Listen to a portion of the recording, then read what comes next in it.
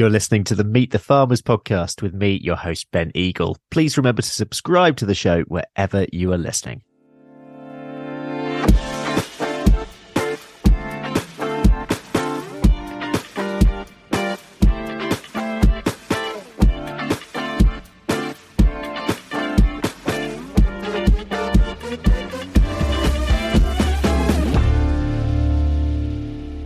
Hello, everyone, and welcome to this special bonus episode of Meet the Farmers. I'm your host, Ben Eagle.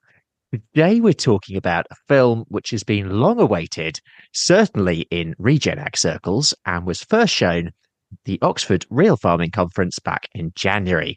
6 Inches of Soil puts the spotlight on new entrant farmers and established pioneers who are flipping conventional farming on its head. And it really, I saw the film on Friday, and I was speaking with people afterwards, and it really is, it's the UK regen ag film. You just have to see this. In essence, it follows the stories of 3 young farmers, Anna Jackson, who's an 11th generation arable and sheep farmer from Lincolnshire, Adrienne Gordon, a small-scale vegetable farmer in Cambridgeshire, and Ben Thomas, who is Cornwall-based, and he farms cattle and specialises in pasture-fed beef. And the film, it documents their highs and lows over a 1-year period as they go through the beginnings of their regen ag journey. Like I say, I was lucky enough to see it on Friday last week at John Pawsey's farm in Suffolk, and it definitely gets a hugely positive rating from me. I think it's a story of positivity and hope, but it's also very realistic. It shines a light on many of the challenges and struggles involved in farming, and especially for new entrants. And you're very lucky today because you're not going to hear me just rabbiting on about the film.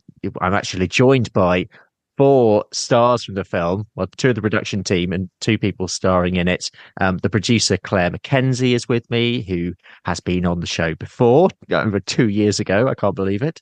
Director Colin Ramsay, and Adrienne and Ben, who both feature in the film. Thank you for coming on. Claire, I'm going to start with you. Now, the last time you were on the podcast was April 2022, so it's been a while. How does it feel to actually be at this point? Quite enormous.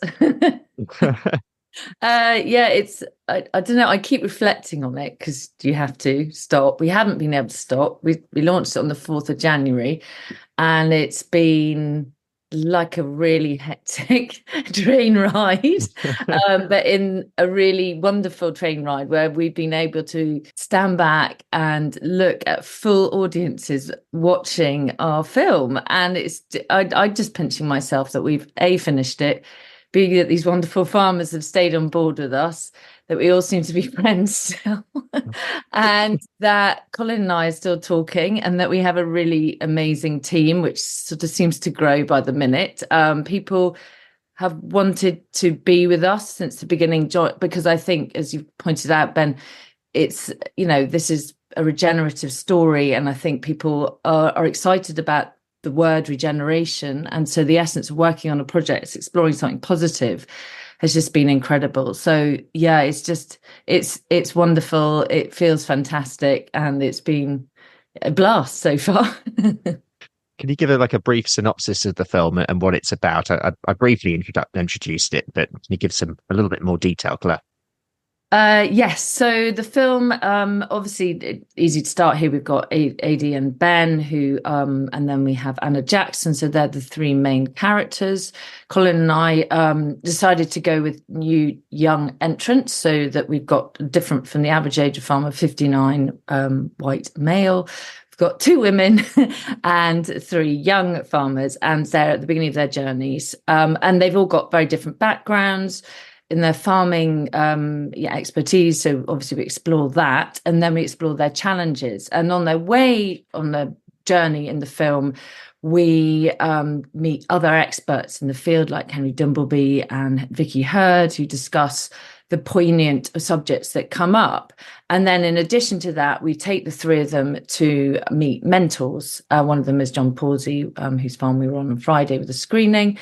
And they get to see their farms and share a sort of a day of reflection, and we share that in the film, and it's really special bit because it's very this is what happens in the regenerative world. There's a lot of sharing and farm cluster groups being formed, etc. So this is very, very much what is happening out there in the field. You see it on the film. And then we have a wonderful conclusion. And obviously that was filmed in 2022, most of it. And so now, well, these two can expand upon where they are now. But the essence of it is we give a history at the beginning on the disaster that is happening climatically, the history of agriculture, but then the film does end on a sense of hope with some wonderful solutions, hopefully, that people can start to look to. Yeah. Colin, as I understand it, this was your first agricultural film that you've made. So I'm just interested in the process and what this was like in comparison to some of your other work.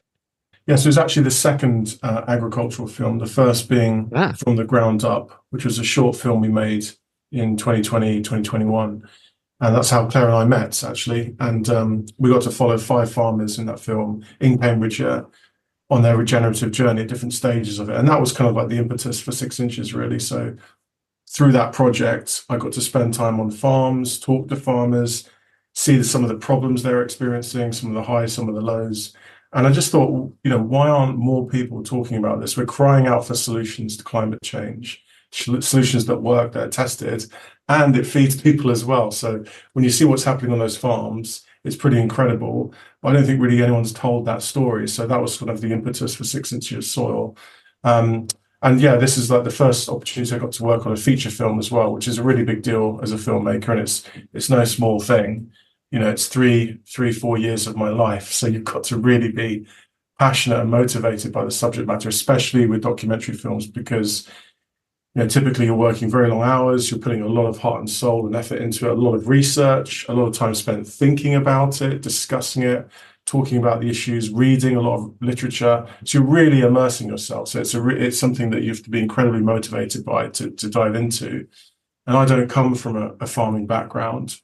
But what I do, I do really care about the planet. I do care about having solutions and about community as well. And that's what's so great about the subject, is it isn't just about farming. And I think if people just look at it as farming in isolation, they're missing the point. If we're truly going to regenerate, we need to regenerate society, our values, the system that we all operate in, the way we buy food, the way we experience food, the way we get access to land, access to nature. It's all these issues bundled up with it. And that's what makes it so fascinating. But yeah, previously my work was doing a lot of stuff in education technology in the science sector. And I've done a lot of stuff on AI, artificial intelligence as well.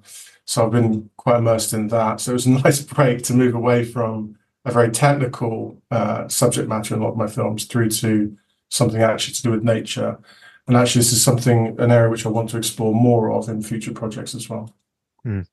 You mentioned there that you've been working on this for 4 or so years. And one more question for Claire and Colin before I go to our farmers. I'm interested in your perception of how the regenerative farming movement has shifted during that time. It's been amazing. I think, we've read a lot of books, a lot of papers, attended a lot of webinars. And I think at the beginning, there was a sense of, is this going anywhere?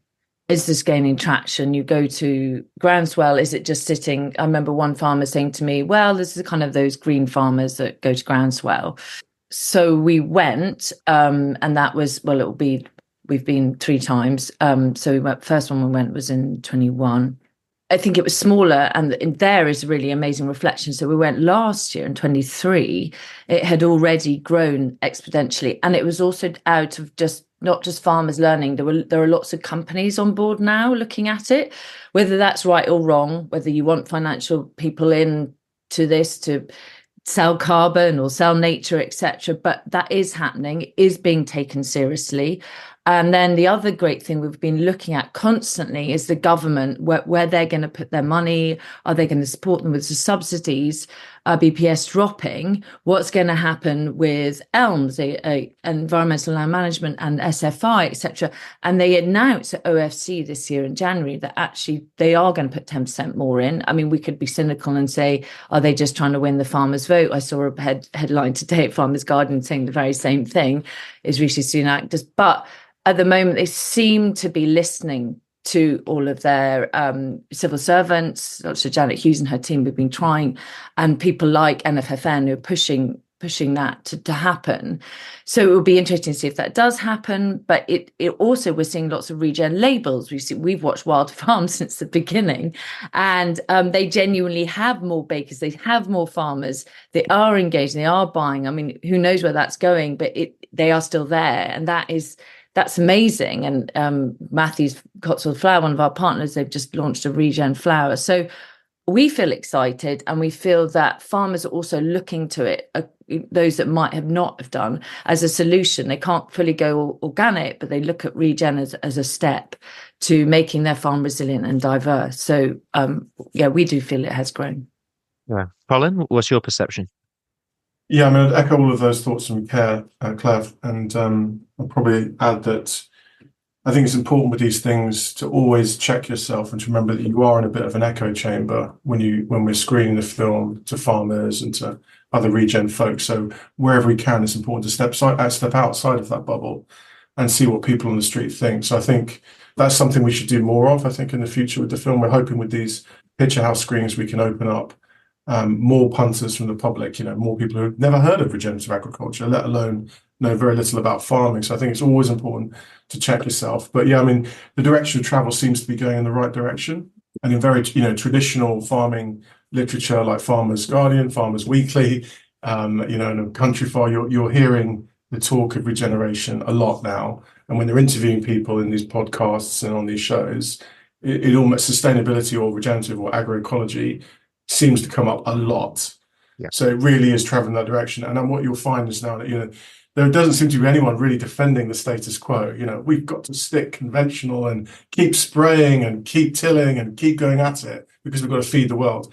Actually, that narrative is dying now. And this whole got to feed the world thing, as soon as you poke it a little bit, you realize that it's really not substantiated by the evidence, really. It's just a mantra that people keep beating. But yeah, so it's moving in the right direction. I think the challenge, of course, is mainstreaming it and getting people on the street to think about what it means, because we've had organic for many, many years, but that hasn't really shifted the needle. So what is different about regenerative? What is different about these terms? And how can we encompass more people into that group and make them part of that solution as well, rather than just on the farms or on the niche and the niche parts of the industry? This episode is being supported by our primary sponsor, Howden Rural, which is the new name for A-Plan Rural. The Howden team shares my passion for giving a voice to farmers, and we are both driven to raise the profile of farming voices to a wider audience. Howden Rural do a lot of work on social media themselves, sharing farming accounts and farming stories. They have a rural community blog which shares farmers' experiences. They also support a growing number of initiatives that champion UK farmers, including this podcast. So a big thank you to Howden Rural for supporting Meet the Farmers. Let's bring in our farmers. Ben, I'm going to turn to you first. Can you tell the listeners a little bit about your business, first of all, but also how you got involved in this film? So my business, yeah. So at Trevetto Farm, we have about just over 40 head of native breed cattle, mainly Devons and Belter Galloways at the moment. They are kept outside all year round. They're on a 100% pastured diet, so we're not buying any feeds in, and they're only eating what's going on the farm. They're kept outside all year round, fattened and then sold to directly to consumer, but also to some premium online butchers that are like sort of recognizing the value of what we're producing and then rewarding us for that, I guess, financially. We buy them as stores. We're not breeding anything at the moment. Haven't got the time because I've got a day job where I manage a farm for Natural England as well. So really? Okay. Yeah, so time needs to be managed well. So we buy stores in and fatten them at Trevetto. It's a really super simple system. that suits that.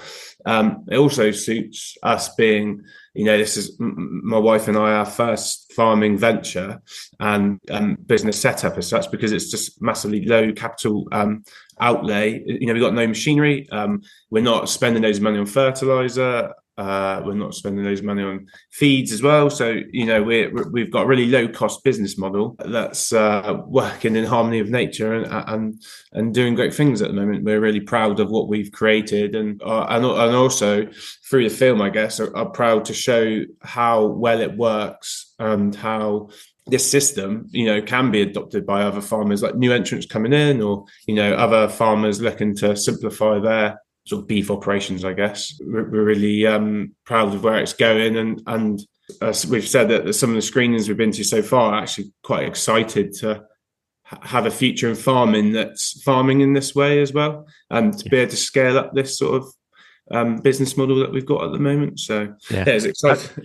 I have to say the film makes the farm look amazing as well. One of my favourite moments as well is there's a drone shot over one of your woodlands showing the cattle. It sounds a stupid thing to say, but they look like they should be there, and it's just a beautiful moment in the film.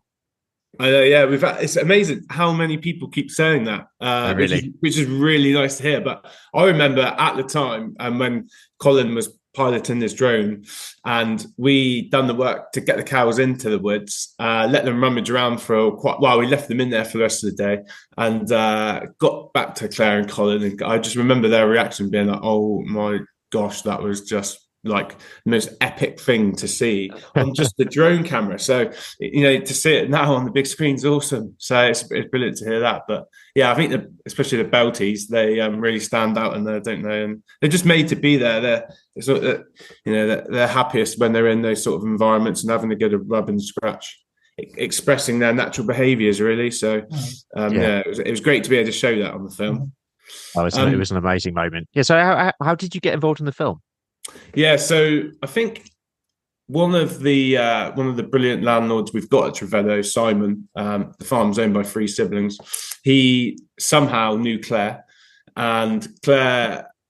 Simon said, "Am I happy to speak to Claire? Because they're going to film this film all about regen ag, and they think we'd be perfect for it." So we were like, sounds pretty crazy, but a conversation you can't turn down. And Claire rang me one day, and I can remember sitting in the Land Rover at work for well over an hour, having this awesome conversation with her, talking all things, regenerative agriculture, and discussing these ideas, and talking about other farmers that are doing it really well. And I can remember coming away from that thinking, wow, she knows so much about this subject area, and I thought I was obsessed with it, looking through on Instagram and reading all the things that are out there. But Claire was there as well, and I knew then that I would love to be involved because of her passion about the subject, I guess. So it was that made me laugh inside. But when you said he somehow knew Claire, I think this is one thing that you as a team have done really well, and Claire in particular, going back and looking back, having looked on this from afar, this project from afar for the last few years. You've been amazing at cultivating that community aspect through the process of making the film and bringing people on board, and the crowdfunder. It's very much been, it's felt like from the outside, it's felt like a whole community coming together to make this happen. There are so many things I want to speak about, but I'm going to bring in Adrienne. Because I was so inspired when I was watching the film about your particular story of how you've been building your business. So just give the listeners an insight into your business and how you started it and why you started it. So it's quite a long, meandering story, but I started Sweet Pea in 2022.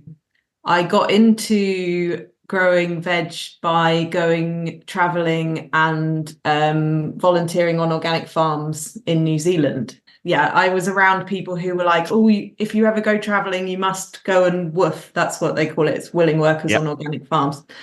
And I had no idea that any of that was happening in the UK. I think I thought I had to go to New Zealand to find it. And it wasn't until I came back and started looking that I realised that there's actually so much going on here. With that, it wasn't that easy to find the kind of work on farms that I wanted in my area. So I went to Sussex and I worked on farms down there, and then decided that in order to come back and be around my family and friends, then I needed to start my own business. And also just I saw a lack of local veg producers around where I live. So I wanted to be part of making that more accessible to people locally. And another thing that came across for me was your landlord on the farm as well. Both the fact that he really wanted your work to happen on the site, and he's also been involved very much from the start in terms of that support. Yes, he's amazing. So I found Tom through the Oxford Real Farming Conference. I was volunteering online. This was during COVID. And I posted on the notice board saying I was looking for land and opportunities in East Anglia. I was going broad. I was like, anywhere around there. And it just happened that he's in Cambridgeshire, which is not far from where I grew up. And he has been experimenting. Well, he's been farming regeneratively for 7 years since he took over the management of his family farm. And he was a GP, so he comes at it from a public health background. He's really passionate about people having access to affordable, nutritious food and the health benefits that come with that. So having a market garden on his land really fits into that vision that he has of like bringing people with farming locally and connecting with local people. So he's done so much. He's put in rabbit-proof fencing. He's put in rainwater storage tanks. Things like that are some of the barriers that really that people starting more horticulture, and they're very small scale, but they need a lot of investment initially in order to get set up. So you need to keep the deer and the rabbits off your crops. Tom really helped with that kind of transition. Claire and Colin, I want to come back to you, and I just want to talk about the story itself, because it's no mean feat to take something as massive as agriculture, as regenerative agriculture, and find a single story. I mean, there are multiple sort of layers to this story, but to plot that story throughout. What was your approach to the storytelling, and how did that adapt as you went through this project? You know, you have a plan for these types of things. We had a story outline which kind of laid out the sort of building blocks, 3 characters, 3 farming systems, and then the issues off the back of that. As you rightly said, there's lots to talk about, lots of issues, lots of stakeholders, and every country has a cultural aspect to it as well, historical aspect to food and farming. I think with this, it was to excuse the pun, but it was quite an organic process. So as we're on the farms, we're filming with them seasonally. So we start our first filming session was with Adie, just as she was putting up her polytunnel. This was, I think, was about springtime, wasn't it, Adie? About sort of February, March, quite a warm late winter, early spring. So we started then. We worked chronologically through that growing season. So you see everyone at the beginning of the film in the wintertime, and then you come back to winter at the end of the film. So that gave us a structure to the storytelling, the chronology of each farm.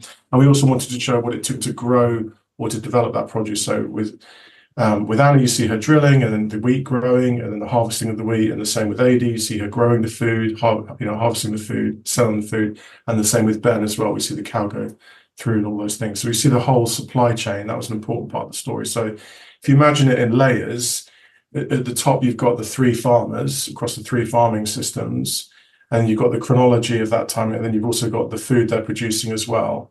So it's kind of different layers to the story to give it a structure.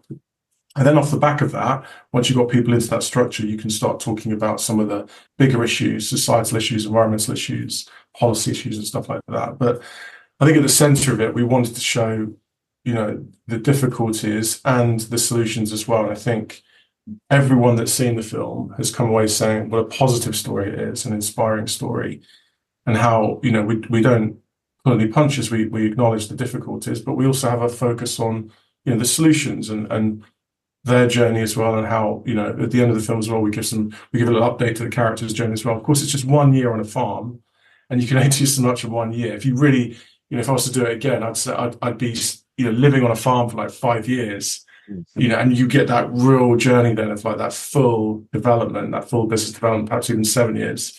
I remember Marina says it takes 7 years to regenerate soil. So 7 years is basically the time it takes to take soil from, dead, inert, lifeless through to biologically active. So yeah, I think I'm happy with the story structure, and I think people are coming away feeling that they told a human story, a personal story, and it talked about the issues as well. And that's, for a documentary, that's just what you want, really. Yeah, and just broadening this out to storytelling generally. I'm interested in your view on what the role of storytelling in agriculture is going forwards, and how important it is, what sort of shape it might take. I don't know, Claire, you might want to come in on that first. Yeah, I think what we've been, I think recently with the Guy Sing Watson's campaign, Get Fair About Farming, the centre of that campaign is that we've been so misled by supermarkets, so, whether there's fake farm names, etc. And I think it's so important for people to start connecting with people that are actually growing the food. And every time I have a conversation with someone about screening the film, and they may be heading up a food organisation or a food company, and they rarely suggest putting a farmer at the centre of that conversation. And I think it is changing, but it needs to happen. The voice of the person who's actually producing the food needs to be there. And it's the same with government, listening to farmers more and more, because without that connection to those that actually understand how and when and are looking at the reality of growing food, we can't change the system as it is. So I think it's super important that we keep telling those stories, keep connecting, keep hearing from farmers in different ways. The great thing with social media now, and that's the other thing we've seen rise, is, you can have a voice through Twitter, X, Instagram, etc., and people are using it more and more. And I think that's really important for people who don't know anything about farming to have a lovely window into it without having to get too involved in reading endless articles. And also, I think that's where, we were really proud of this film. And that's why I think even farmers that aren't particularly on a regen journey are enjoying what we've told, because we are putting up the reality, like Clarkson's done. It's the reality of farming. It's the highs and lows, but also you're getting to know the characters who actually grow our food. I think there's been so many misconceptions of farmers over the years.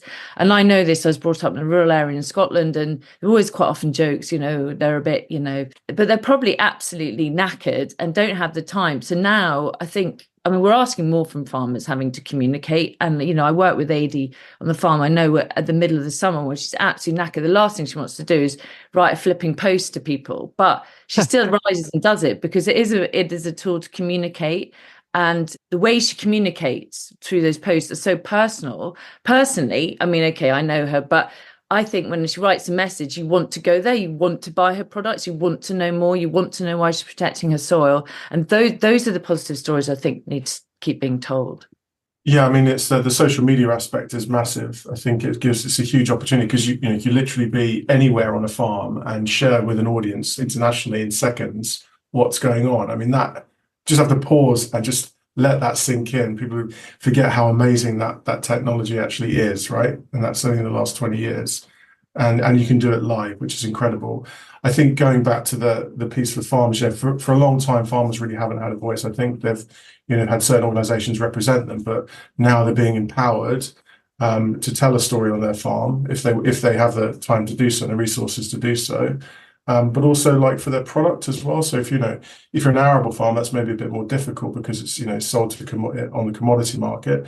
But if you're like Ben Livestock Farm or Adie on a market garden, you've really got a really cool story to tell, because you're very close to the end product, and you can track it and you can see it, and people can engage with it. The customers can engage with that story as well. So I think if you're a small scale grower or small farm operator, you've actually got more opportunity to tell a more nuanced story and develop, a personal brand for your farm as well. And people love that, right? They like to see where their food comes from, the provenance of food as well. So I think that's a key aspect of it as well. Absolutely. Yeah. AD, how important has storytelling been for you in launching a new business? Well, massive. As Claire and Colin said, it's how people connect with what I'm doing. These past few months, just having 6 inches shown to a wider audience, I'm quite protected from the kind of general feedback, because being quite careful to not overwhelm me. But I get other people sending me messages saying, "Oh, I saw your story and like I really connect with it and I really appreciate you sharing." I think those are those posts, the posts I put on Instagram where I'm actually very honest and I'm like, this isn't easy, or I'm struggling, or I talk about my mental health, things like that. Actually, those are the things that people engage with, because I think then they don't feel as alone. And I think that is important, that we acknowledge that actually the world is really overwhelming and quite difficult, and it's not all just success stories or like like you have to kind of go through the failure and all of that. And the people who really want to support Sweet Pea are the people who are connecting with that. So yeah, because I'm mostly selling through markets and things like that, so it's people who kind of find it that way. Yeah, I'm certainly hopeful that as a result of this film, Cambridge Market is going to be absolutely rammed from now. People are going to be flocking there. That would be lovely. Meet the Farmers is brought to you by RuralPod Media, the only podcast production agency to specialise in the rural sector. We're on a mission to make rural stories mainstream and help businesses, organisations and communities like you tell your story through podcasting.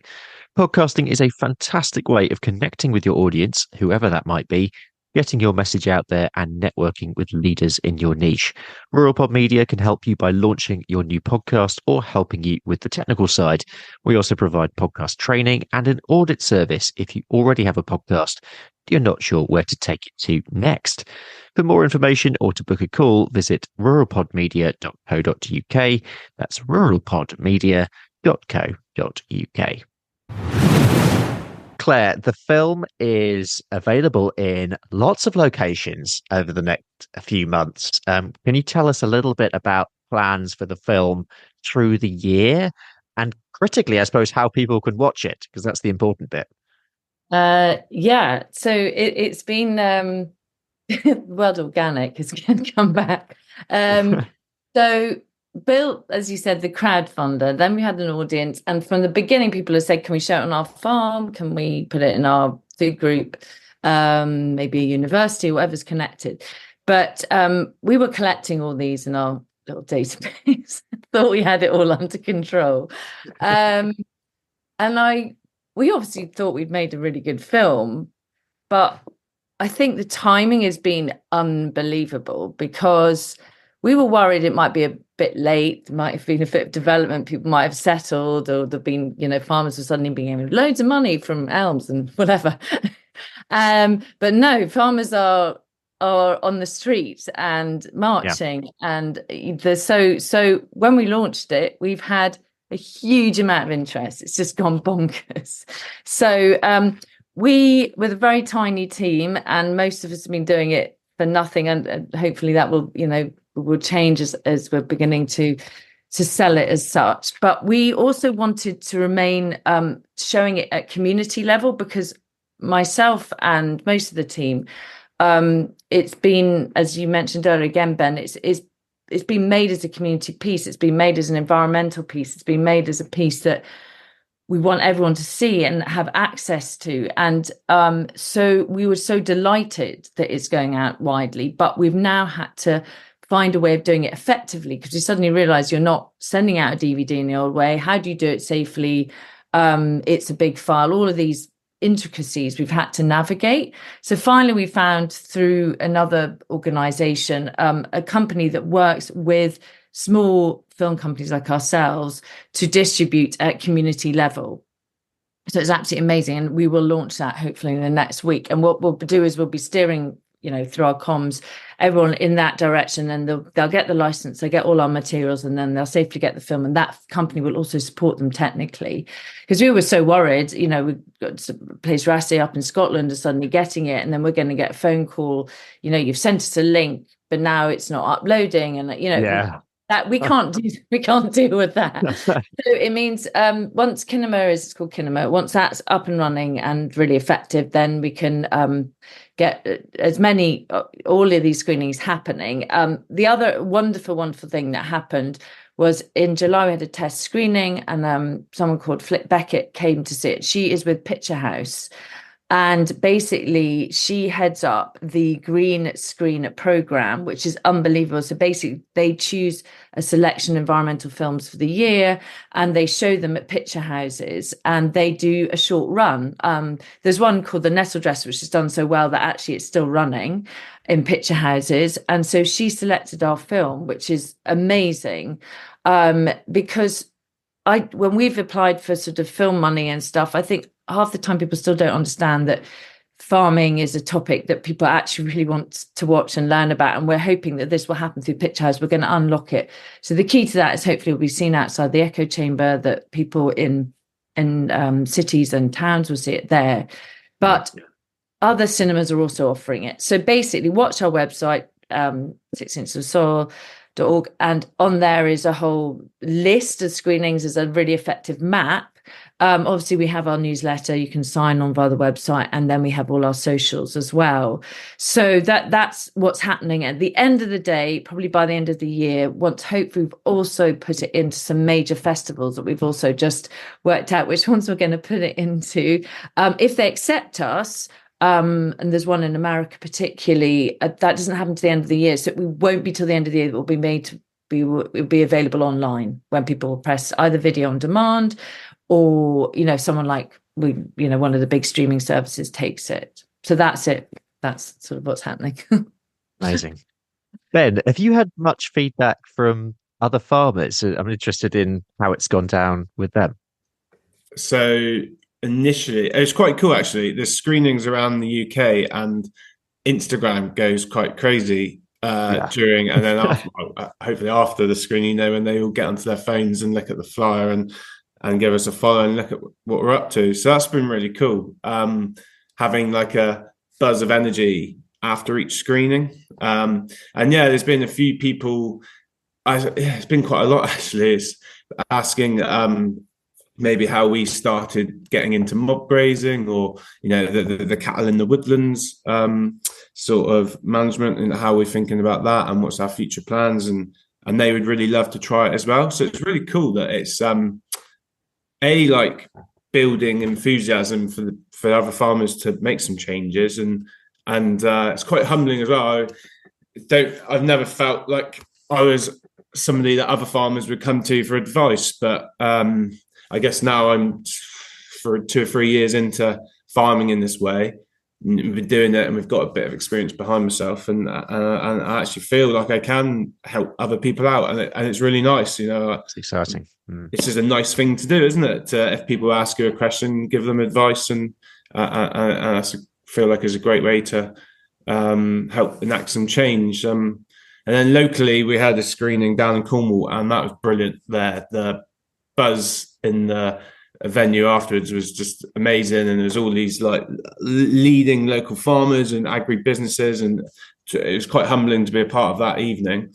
And there's some really great conversations coming out of that as to how we can kind of help local farmers in Cornwall as well, if they want to transition, and maybe signpost them where to go, or things like that. So it's been really exciting actually. Oh, great. AD, what feedback have you had? Similar. We haven't had our local one yet. That's still to come in March. Our kind of green carpet thing will be in Cambridge in March, and I think the tickets have sold out, so that's really like exciting. Right. And I've got lots of friends and family coming, which is really great. It's been really interesting, even observing the things from afar, like the John Pawsey. How many people within my networks are going to that and seeing it almost independently of me, talking to them about it. And what I am really appreciating about this is the connectivity, the fact that it is bringing all of these food organisations and all of these people who work within food and farming together to have a conversation, and all of the panels that are happening and things like that. It just feels like a really amazing and powerful space that's being created, that's kind of sending out all of these offshoots of things. So it's quite incredible. And then like I do get the odd message from people saying how much they love the film and telling me to keep on, and that's just really helpful. Yeah, keep going. Because it can be very isolating being like doing this kind of thing on your own. So just being connected to those other people who are doing it on their own is like incredible. Just a little more about our primary sponsor, Howden Rural, which is the new name for A-Plan Rural. Same people, different name. Howden Rural provide bespoke insurance cover for farms and estates. This could be for anything from tractors and machinery to a new exciting diversification venture. So for more information, visit howdeninsurance.co.uk/rural. Claire, I'm going to finish with you, and I'm actually going to ask you to take your mind all the way back to when this idea began. And in terms of what you wanted to achieve by this film, have you done that? And have you achieved more than you wanted? I would say we've achieved way more than I thought. Yeah, I was probably quietly ambitious. I have no idea really inside. But I thought we'd make a film. I hope that, it might go to groundswell. John Pawsey's farm, but the fact that we seem to be getting, and Colin's right, we are in an echo chamber, and we mustn't think too much about our little Instagram posts and people watching it, because we're probably still got very warm and fuzzy. But I am watching some quite unusual people now following us, whether they're ex soap stars, health people, chefs. Yeah. Literally people have no connection with us whatsoever are coming forward and wanting. So yes, I think it has far exceeded that. But I think personally, I have grown hugely. I've learned a lot. It's been grueling at times, and it's been very, very long hours. But I think Colin and I, we've both driven it because we are truly, truly passionate about the subject. And I can't tell you I haven't absolutely loved it. And I'm very grateful to my family who've given me a lot of leeway.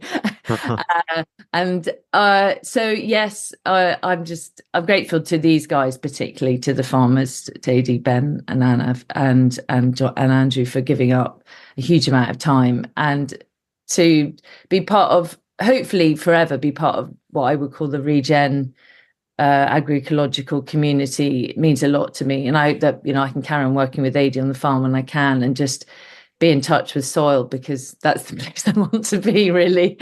So yeah, all amazing, and I get to meet people like you, Ben. So it's fab.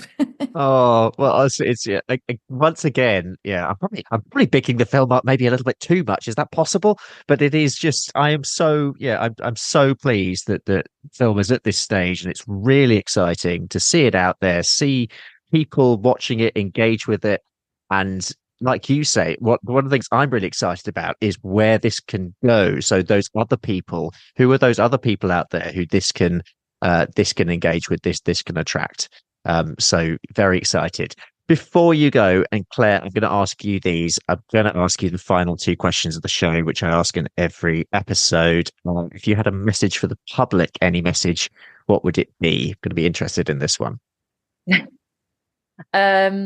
Smell soil, touch soil, nice. Go outside more, because it genuinely helps your head.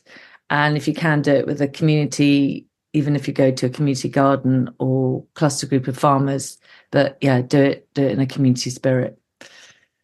And a message for farmers. Farmers, yeah. So I think, sorry, that I should have left it, but I would work together and learn together. And I think join a local farmers cluster or start one, or I just see that as a really positive way forward. And obviously you can join other membership groups and find groups through there as well. But I see that as the most positive thing to do. Excellent. We're going to leave it there. But yeah, huge thanks to you all for coming on, and best of luck from me for the year ahead. It's going to be very exciting. But well done for everything you've done so far. Thanks, Ben. Nice one. Cheers, Ben. Great to meet you. That is it for today. A big thank you to my guests, Claire Mackenzie, Colin Ramsay, Adrienne Gordon, and Ben Thomas. Thanks also to our primary podcast sponsor, Howden Rural Insurance. If you don't already, please like and subscribe to the show. That honestly makes a big difference. Leave us a review and share it with someone who you think might like the show. Next week, I'll be back with you with another main episode. But for now, I'm Ben Eagle. This has been Meet the Farmers, and thank you very much for listening.